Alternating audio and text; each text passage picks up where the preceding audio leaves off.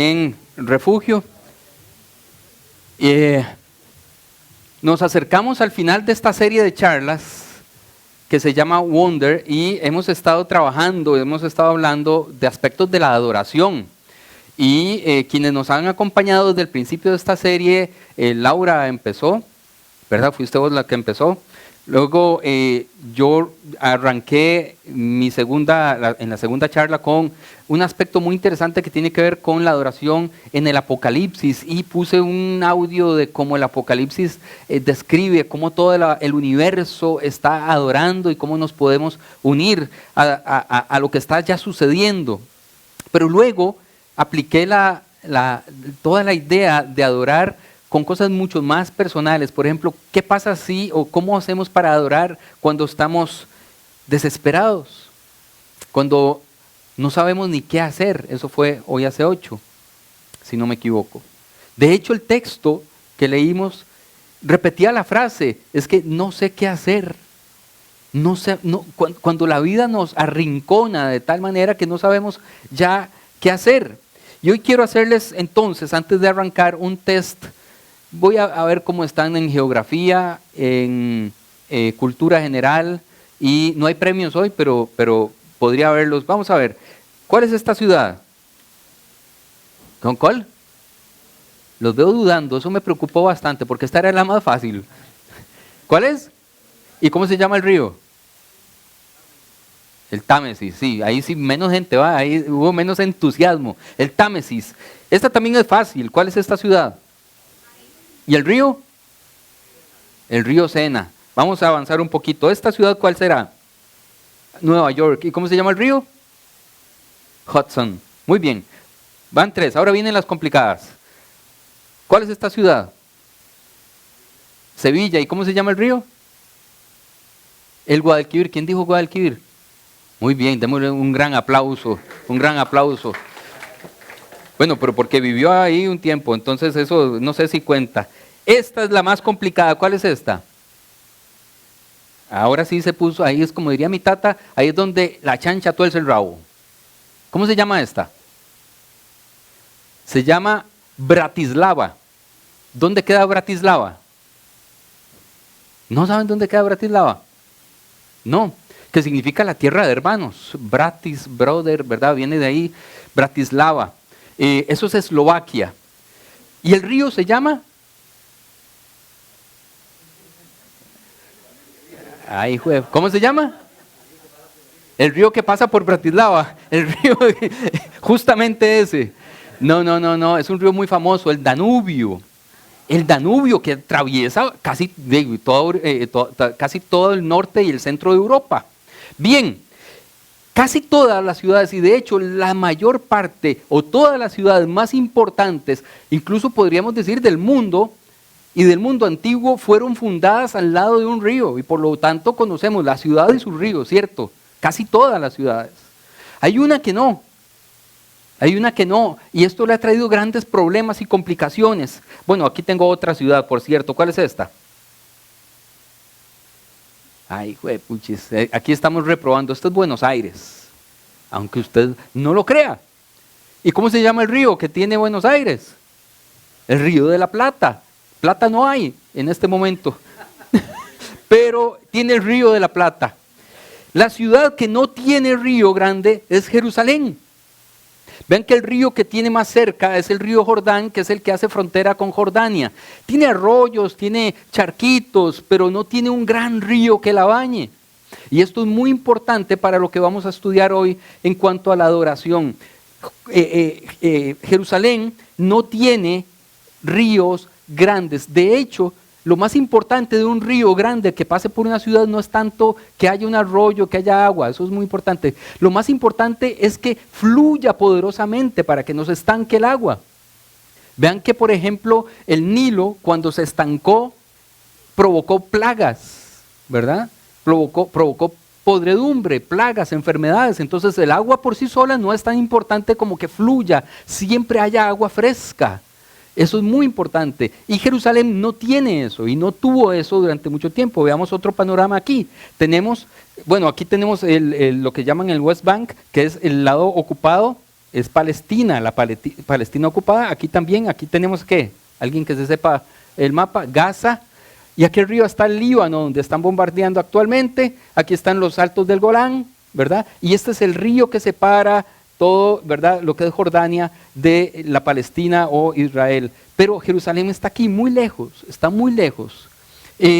Así que Jerusalén ha sido la única capital del mundo antiguo que no se construyó al lado de un gran río. ¿Por qué? ¿Por qué? No tiene agua. Y esto es importante, sobre todo porque además, vean esto que está pasando acá. En Ezequiel 47, vamos a leer bastante, versículos 1 y 2. Ezequiel está en una visión, ¿okay? Está viendo algo de manera sobrenatural. Y dice lo siguiente, había un hombre, ¿verdad? Hay un hombre misterioso, me trajo de vuelta a la entrada del templo y vi que brotaba agua desde el templo, por debajo del umbral en dirección al oriente, que es hacia donde la fachada del templo está. El agua corría por la parte baja del lado derecho del templo, al sur del altar. Luego el hombre me sacó por la puerta del norte y me hizo dar la vuelta por fuera hasta la puerta exterior que mira hacia el oriente, y vi que las aguas fluían del lado sur. En una ciudad donde es árido y donde el agua era más importante que el oro, más importante que la plata, el agua era muy importante. La visión que está teniendo Ezequiel es algo maravilloso, es un milagro. Está saliendo agua, está fluyendo. Ojo que la palabra dice, fluye el agua. No es agua estancada, fluye el agua. Así que vio algo que nunca antes había existido en el templo y tampoco algo que había existido antes en Jerusalén, algo completamente nuevo. Qué emocionante es ver algo completamente nuevo. Ayer hablaba con Santi, mi hijo, y con Laura, que estaba ahí, sobre la gente que vio nacer, que vio la independencia de este país hace 203 años, que la vivió, que vio nacer una república años después. Qué lindo debe ser experimentar algo completamente nuevo. Así que en toda su historia registrada de Jerusalén nunca tuvo un río que fluyera realmente, hubo arroyos, hubo charquitos, pero no. Y el agua en la antigüedad, y actualmente también, pero sobre todo en la antigüedad, simbolizaban cosas muy importantes. Aquí tengo varias. El agua en la antigüedad y en el contexto árido de Jerusalén simbolizaba vida, salud, prosperidad, alegría y dignidad. Significaba o simbolizaba o daba vida, porque efectivamente donde hay agua hay vida, ¿cierto o no? ¿Cuántos se acuerdan la publicidad aquella que nos decían, el agua es vida? Cuidémosla, porque además nos habían enseñado, yo supongo que la mayoría de ustedes son, bueno, no la mayoría, pero muchos de ustedes son de mi generación, que nos enseñaron que el agua era un recurso inagotable. ¡Qué babosada! Si ya desde el principio de los tiempos el agua era demasiado importante. ¿Dónde estaba el Edén? ¿Entre qué dos ríos estaba? Entre el Tigris y el Éufrates. ¿Dónde están el Tigris? Seguimos con el examen de geografía. ¿Dónde está el Tigris y el Éufrates? Actualmente existen. ¿Dónde? En Turquía, entre Turquía, Irak, Irán, toda esa parte recorre el Tigris y el Éufrates. Sí, hay que, póngamele ahí multa, por favor. Vida, pero también salud. Las aguas que fluyen traen salud, son medicina, traen prosperidad, porque donde fluye el agua, donde hay agua fresca, donde hay agua buena, entonces se puede sembrar y se puede regar, sobre todo en áreas áridas como de las que estamos hablando. Pero también hay peces y se puede fomentar el comercio. En los ríos grandes estaban ahí porque fomentaban el comercio. ¿Dónde llegaba a Sevilla en esa foto que vimos toda la plata y el oro que se llevaban de América? Al puerto de las Américas, que estaba y paraba justamente ahí en la Torre del Oro. El río Guadalquivir simbolizaba y significaba y facilitaba el comercio desde América hasta Europa. Era la entrada de todo lo que se llevaban de aquí. No sé si llamarle comercio a eso. Expolio, podríamos decir. Entonces el agua simboliza prosperidad, simboliza alegría. No sé si ustedes vieron que hace 3 días llovió fuertemente en el Sahara. ¿Vieron eso? Tenía 200 años de no llover así en el Sahara. Es que está lloviendo duro por todas partes. Se está inundando todo el planeta. Pero en el Sahara llovió, entonces hay unas imágenes donde salen algunos beduinos del Sahara, mientras unos cientos de kilómetros más al sur estaban escondiéndose para no ahogarse, ellos estaban saliendo para que les lloviera, felices porque iba a haber nuevos arroyos, nuevos estanques, agua fresca. Y también da dignidad el agua. Hace poco, no sé, hace unos meses se iba el agua en Escazú 2 veces por semana. ¿Qué días eran que se iba?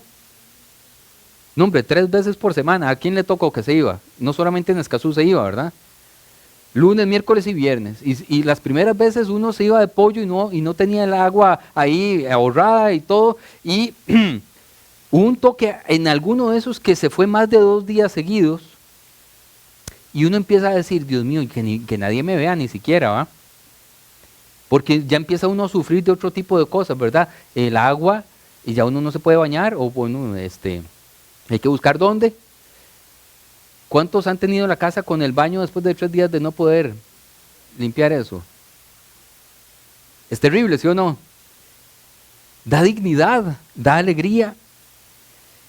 Entonces, suave, la visión nos dice algo muy interesante al inicio, regresemos. Dice esto: luego el hombre me sacó por la parte del norte y me hizo dar la vuelta por fuera hasta la puerta exterior que mira hacia el oriente, y vi que las aguas fluían al lado sur. Cuando usted lee fluir, fluían, ¿qué se imagina? ¿Cómo se imagina? Por lo menos un chorro, ¿verdad? Que fluye. Y yo, como soy muy curioso, dije, qué raro, no me parece que sea así por un asunto mecánico de lo que vamos a leer después, porque si el río o esa agua empieza a crecer poco a poco, al principio no puede fluir, tiene que ser distinto. Entonces me fui al hebreo y vean lo que dice el hebreo de Ezequiel 47:2. Dice que en realidad era agua inestable, o vamos a decirlo, que el agua goteaba apenas. La visión de Ezequiel lo lleva, está situado en un país, en una ciudad donde no hay agua, donde están deseando agua, y empieza a ver que fluye agua, que gotea agua. Y entonces él dice, milagro, aquí vamos a solucionarlo todo. Ya con esta agua lo hacemos todo: prosperidad, salud, dignidad, alegría, peces, siembra. Pero si se pone a ver con detalle, en realidad estaba cantando victoria demasiado pronto.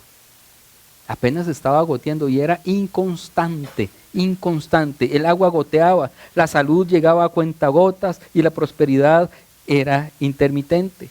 ¿A alguien le ha pasado que Dios empieza a darle el milagro a cuentagotas? Como una probadita hoy, pero eso no es todo. No le voy a dar todo de un solo tiro. Empieza a fluir, pero gotita a gotita. Gotita a gotita. Empezamos a ver que sí, que Dios está respondiendo, que Dios está escuchando nuestras oraciones, que Dios está hablándonos, pero no es suficiente todavía. Levantando la mano, ¿a alguien le ha pasado algo así? A mí me ha pasado y me sigue pasando de vez en cuando.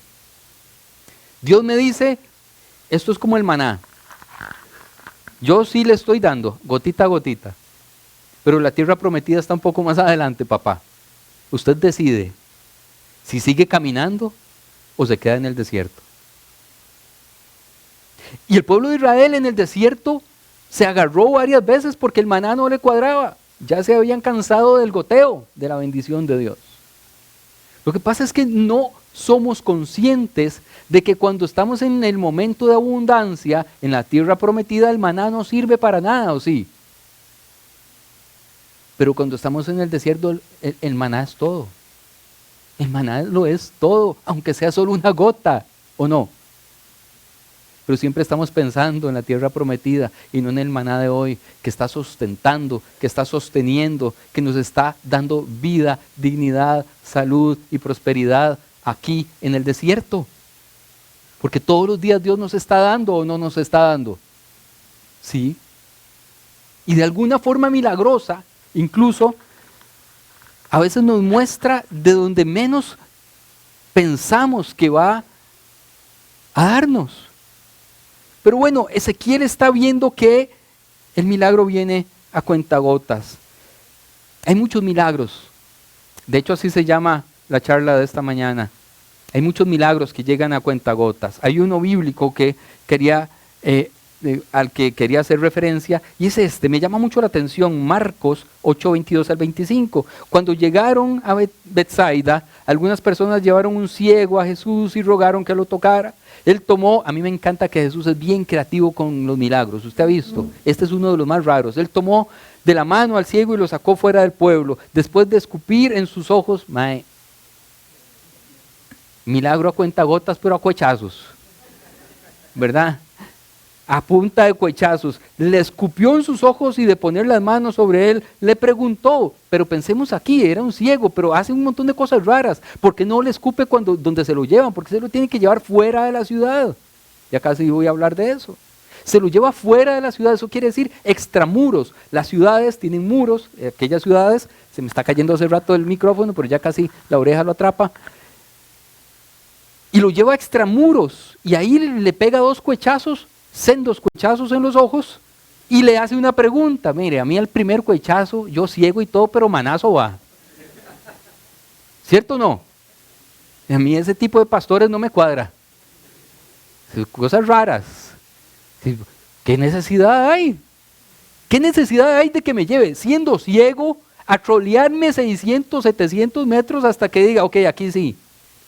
No hay ninguna necesidad. Y tampoco hay necesidad del cuechazo, no hay necesidad de esa agresividad tan rara. Pero es que hay milagros que vienen con procesos muy raros, ¿o no? Y algún propósito tendrá la troleada del ciego, es que el ciego no sabe ni para dónde lo llevan. Anoche estaba escuchando, esto no lo tengo ni apuntado aquí, pero anoche yo me duermo muchas veces escuchando radio. Pregúntele a mi esposa que me pongo unos audífonos y escucho radio, pero a veces ella también tiene que escuchar porque se escucha un poco más de la cuenta. Pero bueno, resulta que hay unos restaurantes para comer a ciegas. ¿Los han visto? Hay unos que es para comer chingos, pero esos no son de los que yo hablo. Es que los vi que estaban dudando y yo pienso que estaban confundiendo. No. Y este restaurante, uno entra, no le ponen una venda ni nada, y lo atienden personas no videntes, ¿ok? Lo atienden personas no videntes y le dicen, bueno, vamos a empezar. Entra a una primera sala donde la luz es mucho más tenue, a una segunda sala donde ya casi no se ve ni la mano, y luego llega al lugar donde uno ya no ve ni la nariz de uno. Quien lo guía es un ciego.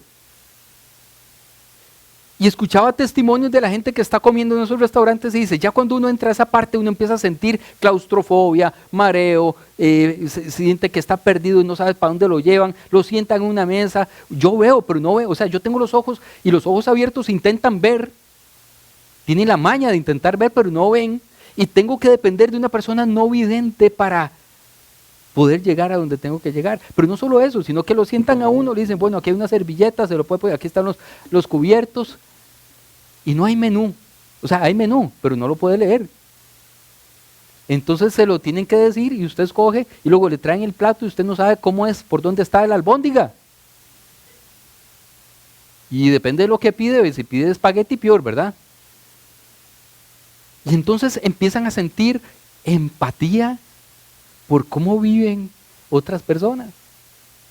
Cómo comer. Dice que, uno de los que escuché, dice que pincha con el tenedor algo y no sabe lo que viene. No sabe si era la ensalada, un tomate, o si es caliente o frío. Y tiene que, hasta que llegue a la lengua, usted sabe qué es lo que pinchó. Y esa es la vida de mucha gente. A este ciego lo llevan sin saber para dónde va. Y luego siente 2 cuechazos en la hacha, que me imagino que bajaban como lágrimas. No sé, combinado con la lágrima, y le pregunta, ¿puedes ver algo? Y con semejante gargajo no sé si yo vería. Yo no sé si Jesús hizo así, para prepararlo. Usted ha visto que los futbolistas hacen como las llamas. Tienen una maña de hacer como las llamas, y tiran un gargajo así como, bueno. El hombre alzó los ojos y dijo, veo gente, parecen árboles que caminan. Cuando yo me quito estos anteojos veo gente como árboles. Veo muy mal. Es decir, el milagro no se había hecho completo. Qué raro. Le faltó poder a Jesús. Eran 4 cohechazos. ¿Qué pasó? Hizo todo lo correcto, lo saca de la ciudad. Hace todo lo que Jesús sabe hacer y aún así el milagro no está hecho totalmente. Entonces Jesús lo puso de nuevo las manos sobre los ojos. O sea, Jesús tuvo que hacerlo doble. Y el ciego fue curado, recobró la vista y comenzó a ver todo con claridad. En primer toque quedó un milagro maltrecho a cuentagotas. Pero el ciego siguió creyendo. Porque después de 2 cohechazos y ver mal, uno dice, mal, qué mal servicio. Muy mal servicio.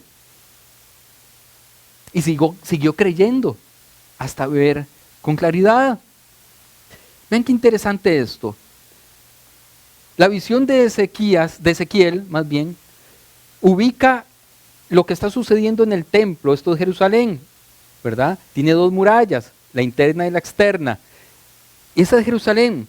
Ahora, Jesús saca al ciego de la ciudad. El concepto de la antigüedad, el concepto de presencia de Dios, empecemos a hablar de la presencia de Dios, es que la Shekinah, la presencia de Dios estaba aquí arriba, en el lugar santísimo. Y poco a poco la presencia de Dios se iba derramando al lugar santo, al patio de los israelitas, al patio de las mujeres, al patio de los gentiles, y de ahí para allá iba perdiendo cobertura Dios. Iba perdiendo poder. Por eso al lugar santísimo solo podía ingresar el sumo sacerdote, porque si alguien entraba ahí sin ser el sumo sacerdote, salía fulminado por la presencia de Dios, rostizado por la presencia de Dios, moría. Tenían que entrar con una cuerda atada a la cintura para que si no salía en 5 minutos, lo jalaban y salía el cadáver, ¿verdad? Pero luego la presencia de Dios iba disminuyendo en su poder conforme se alejaba del centro neurálgico de su poder, que era el templo. Vean que aquí está el Monte de los Olivos, fuera de la ciudad, de hecho no solamente fuera, sino por detrás del templo, en la espalda del templo. Y ahí Jesús le encantaba hacer cosas maravillosas. Y al ciego lo saca de la ciudad, donde la presencia de Dios parecía, o según el concepto de ellos, no debía alcanzar para hacer milagros. Lo saca de la ciudad y le hace el milagro afuera. Y entonces los fariseos se enojan con Jesús y le dicen, ¿cómo es posible? Usted es un brujo. Está confundiendo demasiado a la gente. Los milagros y las cosas de la presencia de Dios solamente deben ocurrir dentro de las paredes del templo. Y usted está haciendo todo lo contrario. Ahora, la visión de Ezequiel nos dice algo muy interesante. Veamos este plano del templo. El número 10, este cuadrante de aquí, era el lugar donde iban los enfermos, sobre todo los leprosos. El número 8 es el lugar de las ofrendas. Los leprosos no podían ofrendar porque no tenían permitido llegar al número 8 aquí. Por lo tanto, no podían curarse. Si usted no ofrenda, no se cura, según la teología del Antiguo Testamento. Si usted no ofrenda, no se cura. El 7 es el patio de las mujeres. Las mujeres tampoco podían pedir milagros. Por eso las estériles del Antiguo Testamento lloran y claman, pero es como algo imposible y por eso es tan inverosímil para la teología del Antiguo Testamento que a una mujer se le haga un milagro, porque solo los hombres podían entrar al patio de los, era el patio de los israelitas, y aquí está el lugar santo y el lugar santísimo. Y solo ellos que podían cruzar esta frontera de la ofrenda podían pedir por el perdón de los pecados y por el milagro. Ahora lo que está viendo Ezequiel es lo siguiente. Él dice que el agua está brotando hacia el oriente, el este, por allá, por esta puerta. ¿Ok? Voy a hablar un poco técnicamente, pero ya casi vamos a aterrizar. Para que el agua llegue aquí, ¿desde dónde fluía el agua? Desde aquí, desde el lugar santísimo.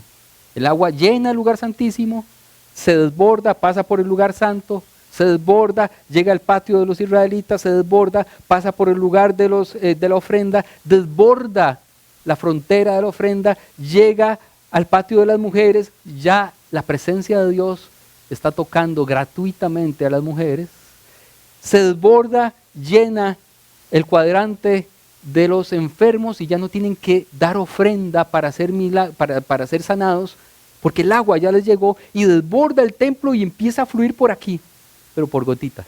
Eso es lo que está diciendo Ezequiel. Empieza por cuentagotas. Y esto tiene un simbolismo muy interesante, porque entonces quiere decir que ya no solo las mujeres judías, ya no solo los hombres judíos van a empezar a recibir la gracia de Dios. Seguimos con el texto. El hombre salió hasta el oriente, el hombre que lo está guiando, ¿verdad? El vaquiano, con una cuerda en la mano, midió 1000 codos, cada 1000 codos son 500 metros, ¿ok? Vayan sumando. Y me hizo cruzar el agua, la cual me llegaba por los tobillos. Cuando empieza por el primer punto, que es donde apenas gotea, el agua le llega por los tobillos. Luego midió otros 1000 codos y me hizo cruzar el agua que ahora me llegaba por las rodillas. Midió otros 1000 codos y me hizo cruzar el agua que esta vez me llegaba por la cintura. Midió otros 1000 codos, pero la corriente se había convertido ya en un río que yo no podía cruzar. Creció tanto el torrente que solo se podía cruzar a nado. Entonces me preguntó, ¿lo has visto, hijo de hombre? Si cada 1000 codos son 500 metros, ¿cuánto caminaron? Muy bien, excelente. 2000 metros. Quiero que veamos, hacer una comparación para ver a dónde llegaron, a dónde fue que llegó este camino de agua. Este es un mapa más o menos de ¿cómo se llama? Del Vía Crucis, ¿verdad? Del camino que hizo Jesús desde que lo azotaron y tomó la cruz, camina por aquí, ahí van diciendo, ¿verdad? Todo lo que se supone que sucedió y llega aquí al Gólgota, aquí fue crucificado. Estos son 600 metros. Está muy cerca de la muralla, pero son apenas 600 metros. Y esta gente caminó 2 kilómetros, es decir, estaba como por aquí. El río desborda la ciudad y llega fuera de la ciudad, extramuros, simbolizando que ahora lo que sucedía en el lugar santísimo puede llegar a cualquier persona, aunque no sea judío, aunque no sea de esa raza, de ese lugar, de esa ciudad, a todo el mundo, sean hombres, sean mujeres, sean animales, sean extranjeros, sean nacionales. Así que el goteo se agotó. Y esto ya nos empieza a tocar a nosotros. Los milagros por goteo, de que primero le tocaba a los hijos mayores, ya voy a leer un texto de eso, a los judíos, ya no tiene ningún sentido. Vean este texto. Marcos 7, 24 al 30. Deja que primero se sacien los hijos, dice Jesús, porque no está bien quitarles el pan a los hijos y echárselo a los perros. Yo no entiendo a Jesús ahí, como tampoco lo entiendo pegando cuechazos. Es muy raro. Viene una mujer y le pide ayuda y Jesús dice, sí, pero usted no es de los nuestros. Primero los judíos. Sí, Señor, respondió la mujer, pero hasta los perros comen debajo de la mesa las migajas que dejan los hijos. Y Jesús dijo, por haberme respondido así, puedes irte tranquila, el demonio ha salido de tu hija. El demonio, dícese, la enfermedad de tu hija ha sido quitada, ella está curada. Cuando ella llegó a su casa, encontró a la niña acostada en la cama y la enfermedad del demonio ya había salido de ella. El concepto de Jesús era ese que estoy diciendo, el goteo. Primero los judíos y luego los demás si acaso, y apenas migajas. Pero con la visión de Ezequiel, la gracia ya no alcanza únicamente a los judíos, sino que nos alcanza a nosotros. Primero la gracia solo llegaba a cuentagotas, pero ahora el río entero es nuestro. El río entero nos pertenece.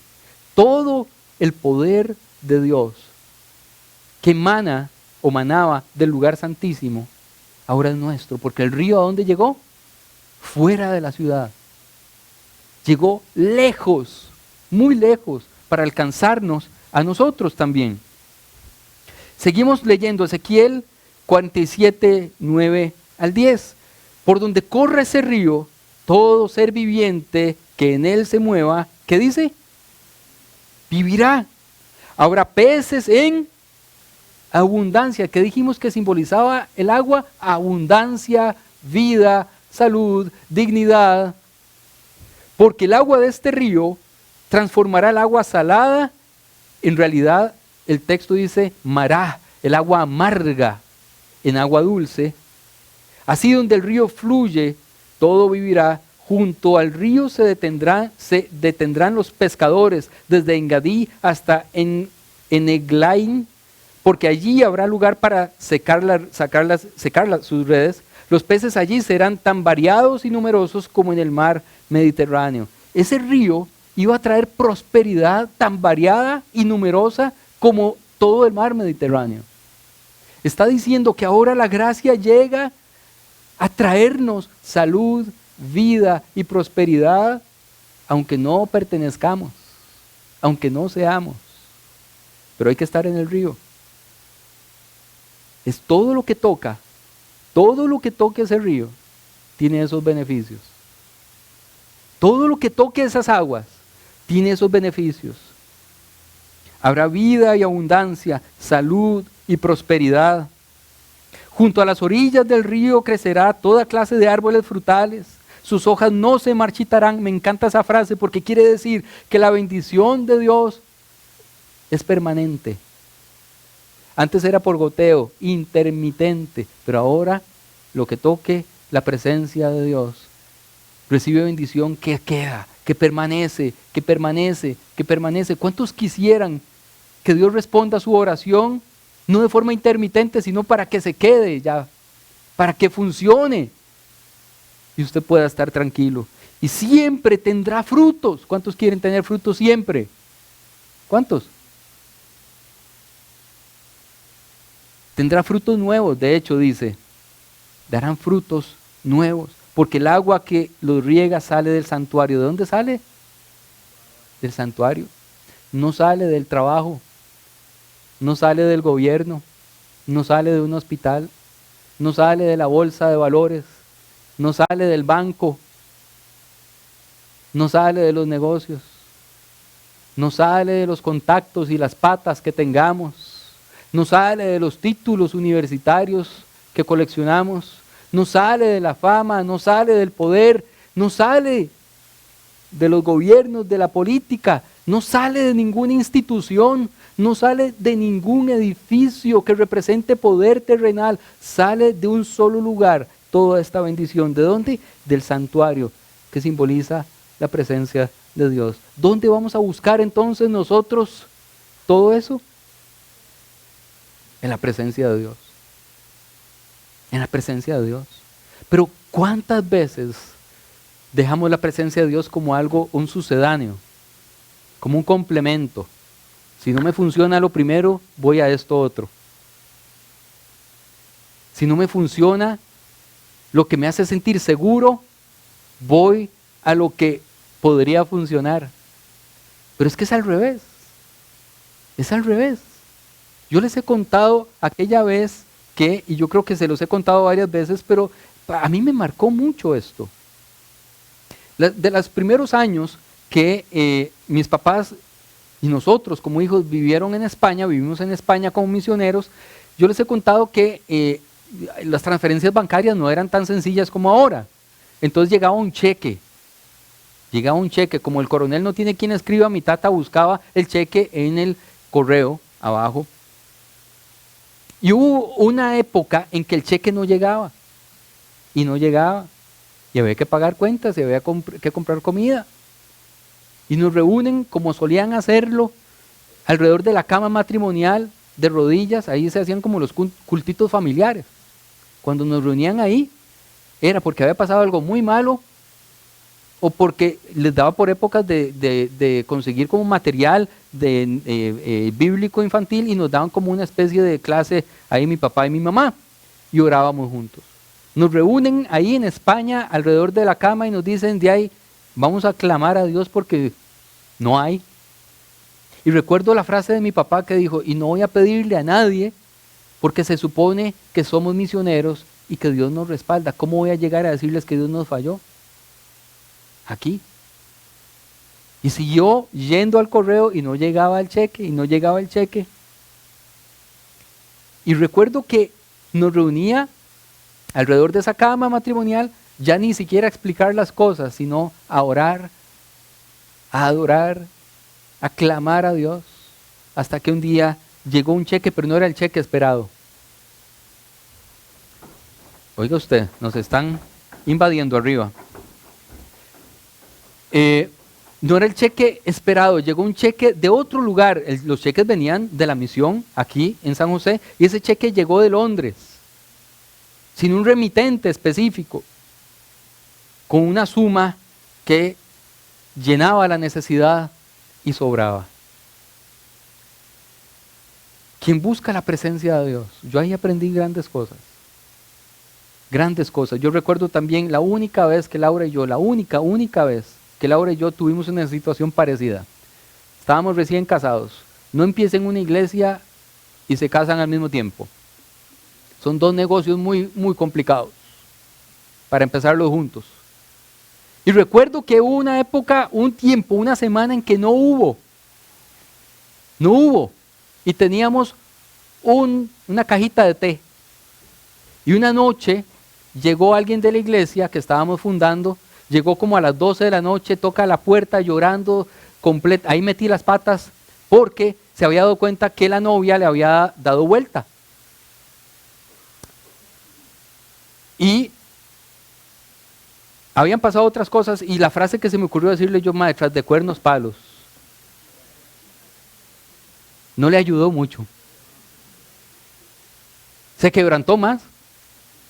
Oramos, lo atendimos como hasta las 3 de la mañana y lo único que le pudimos ofrecer fue té, porque era lo único que había en la casa, té, no había más que eso, té. Y claro que se dio cuenta que no había más que eso. Se fue como a las 3 y pico y a la mañana siguiente como a las 9, 9:30 por ahí, llegó de vuelta a la casa con un diario completo para llenar nuestra despensa, que no había nada. La única vez que nos ha pasado, pero la única vez que nos pasó, Dios proveyó también. De una forma milagrosa, de una forma que no sabíamos que iba a suceder así. Así que será algo permanente, y de hecho ha sido permanente a partir de ahí. Nunca, nunca, nunca más, aunque a veces no hay plata, nunca nos ha hecho falta nada, nada. Así que la bendición, ¿de dónde sale? Sale de la presencia de Dios. ¿Dónde la vamos a buscar entonces? ¿Por qué somos tan negligentes a veces? Y creemos que la bendición viene de tantas otras partes. La bendición viene de la presencia de Dios. Y es muy interesante porque entonces a mí se me ocurre que nosotros como seguidores de Cristo debemos hacer un recorrido inverso al que hizo Ezequiel. Ezequiel ve el agua salir desde el templo hasta fuera de la ciudad. Nosotros empezamos a caminar desde fuera de la ciudad y primero el agua nos va a llegar a los tobillos. Y usted sabe que hay gente muy buena para decir, bueno, muy bien, ya el agua me llegó a los tobillos, pero no es suficiente. Entonces no creo en esto. Hasta aquí llego. Porque Dios no solucionó ya.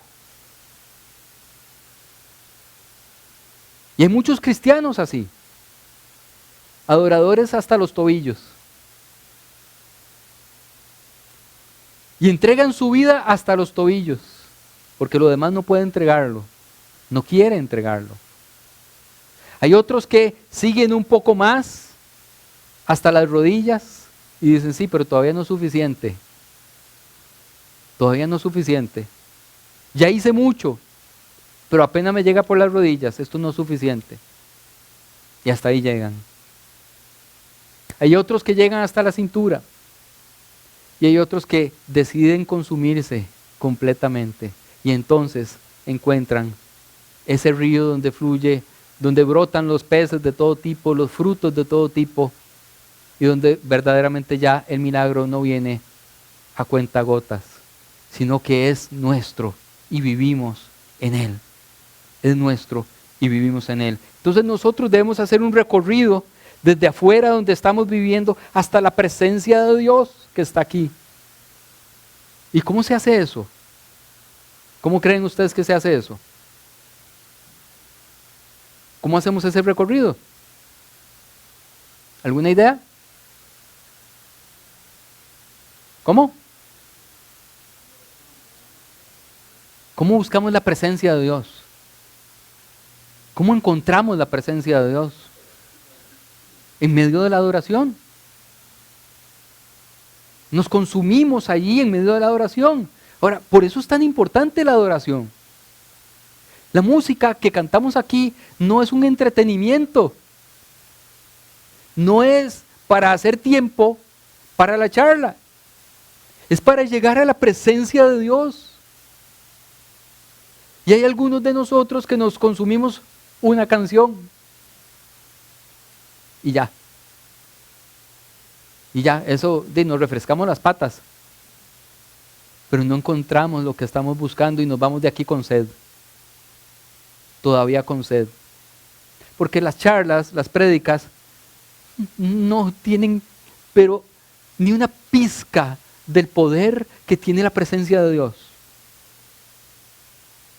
Usted no va a salir de aquí lleno por una predicación. Usted sale de aquí lleno por la presencia de Dios. Hay que invertir esas prioridades. Tampoco estoy diciendo que vengan solo a la música y luego se jalen y me dejen solo. Pero es que es distinto. Entrar en la presencia de Dios y encontrarse con el Todopoderoso. Y consumirnos en la gracia que fluye para todos y para todas. Y derramar nuestra vida ahí y dejar que Él haga el resto. Yo recuerdo una vez, hace mucho tiempo, estaba pasándola mal por una razón de adolescencia. Y era que había terminado un noviazgo. Y andaba por la calle de la amargura. No literalmente, no estaba en la calle de la amargura ahí, bueno, también, pero no necesariamente estoy hablando de esa calle. Estoy hablando emocionalmente. Y yo, hijo de pastor, dije, aquí la cosa es clamando. ¿Ah? Y me reuní con 2 o 3 amigos y uno de esos amigos me dice, sí, pero usted lo que está haciendo es pedirle para regresar con esa muchacha y si Dios no quiere eso, yo creo que Dios quiere. La que no se ha dado cuenta es ella. Entonces voy a pedirle a Dios para que le hable claramente. Bueno, ahí me leccionaron y me dijeron que no, que así no era la cosa, que adoráramos a Dios simplemente para encontrar paz en Dios y encontrar confort en Dios. Y voy a contar algo que no cuento muy a menudo porque es algo raro. Estábamos en la sala de una casa y 2 de ellos tocaban guitarrita, yo ni canto ni toco, pero ahí estaba. Y empiezan a cantar y a adorar y nos arrodillamos y todo el asunto. Y sucedió algo extraordinario que no se ha repetido nunca en mi vida. Y es que realmente empezamos no solo a sentir la presencia de Dios, sino a ver la presencia de Dios. Y usted dirá, ¿y cómo se ve la presencia de Dios? Estamos dentro de una sala, de una casa. No había, la cocina no estaba encendida, no hay chimenea, pero hay humo. Hay humo en la sala. Y hay humo que empieza a ser casi que palpable. Es la única vez que yo he visto algo sobrenatural de ese tipo en medio de la adoración. Así que nos asustamos. Pero el susto duró poco porque realmente empezó a embargarnos una paz tan impresionante, tan profunda, tan real, que solo caímos de panza y seguimos adorando a Dios. Y se me olvidó aquella chica, por completo. Digo, no se me olvidó de que se me olvidó el nombre y eso, sí, emocionalmente.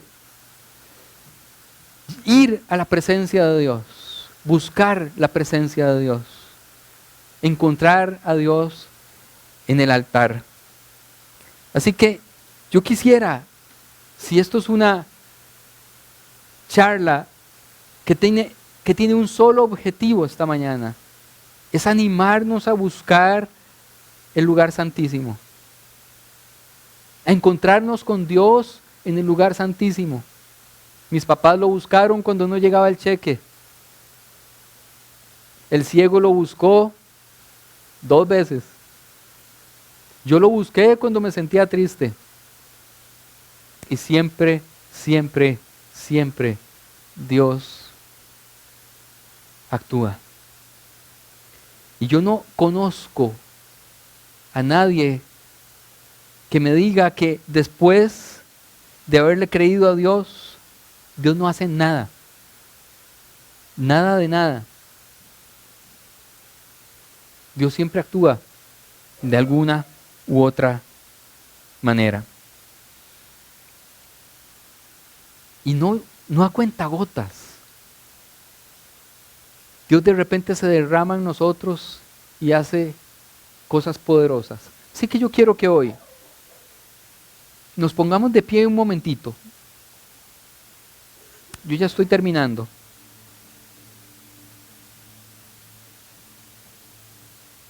Y hagamos un recorrido sencillo a la presencia de Dios.